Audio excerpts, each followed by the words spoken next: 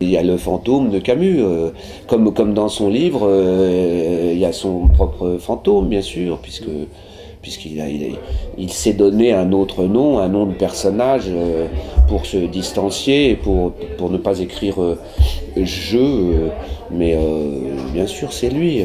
Évidemment, quand on demande ça à l'acteur, et puis que à un moment donné, avec l'expérience, on peut le donner, eh ben, il y a une force qui se dégage, en tout cas c'est ce que j'espère. Je dis pas que c'est réussi, mais vous me parlez de ça. Alors donc oui, c'est la ligne de travail, et que évidemment c'est certainement pas quelque chose que j'aurais pu faire à 20 ans ou 25 ans. Donc tout ça aussi au service d'un personnage qui a de l'engagement, qui a de l'intelligence, une sensibilité très forte, mais en même temps très secrète. Monsieur Jacques, c'est vrai qu'il y a la guerre entre nous?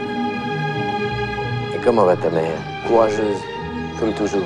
Sous la demande aussi de Gianni Amelio, le metteur en scène, il y a une demande de centrage comme ça, et d'aller comme un entonnoir de plus en plus au fond des choses, dans le jeu, et de plus en plus simple et profond, et dans une présence souvent peu bavarde. Là, c'est pas qu'il n'a pas besoin de parler, Jacques Cormery, c'est que juste il se laisse envahir par les ambiances, les odeurs, je sais pas quoi, les atmosphères, etc., l'intime. Retourne d'où tu viens, Cormery! Traître! Tu n'es pas chez toi ici! Tu devrais écrire un livre sur nous, sur notre tragédie. J'ai beaucoup écrit, on m'a insulté. Je te parle pas d'un essai ou d'article dans les journaux, je te parle d'un roman. C'est dans les romans qu'on trouve la vérité. C'est très agréable, un scénario qui n'est pas bavard, et où l'image peut raconter, les corps peuvent raconter. J'adore ça, vraiment, j'aime ça. Je me sens pas perdu dans le silence ou dans l'espace. Et puis comme quand on lit un roman, après tout, on se voit ou on se voit pas, on se projette ou pas, on s'identifie ou pas, on doit communiquer une présence dans un décor, avec des partenaires, etc., et que le but en plus n'était pas de ressembler à Camus. Je me suis assez vite planqué derrière le fait qu'il s'appelait Jacques Cormery, le personnage, mais après tout, Camus aussi s'est planqué derrière Jacques Cormery en écrivant ce récit. Je ne sais pas s'il l'aurait fait jusqu'au bout, s'il avait achevé le livre, mais en tout cas, le livre actuel qu'on a retrouvé, c'est un personnage qui s'appelle Jacques Cormery.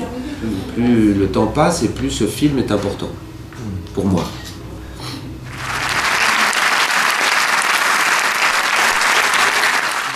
Nous avons à nous inventer à partir effectivement de l'héritage. Jacques Cormery, dans le livre, se découvre comme faisant partie de cette tribu, mais pour autant, il sait déjà inventer, et il sait qu'il a sans cesse à se réinventer.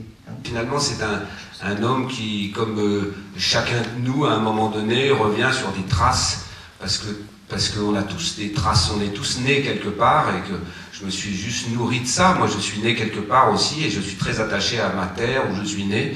J'ai rassemblé comme ça des sensations, et c'est un homme qui enquête finalement. C'est un livre à contenu autobiographique de la part de Camus, mais c'est aussi un film à contenu autobiographique de la part de Gianni Amelio, non pas qu'il y ait ajouté des choses de son cru, mais que ça résonne très profondément dans sa propre expérience, et je crois que ce frémissement court tout au long du film. Alors, voilà.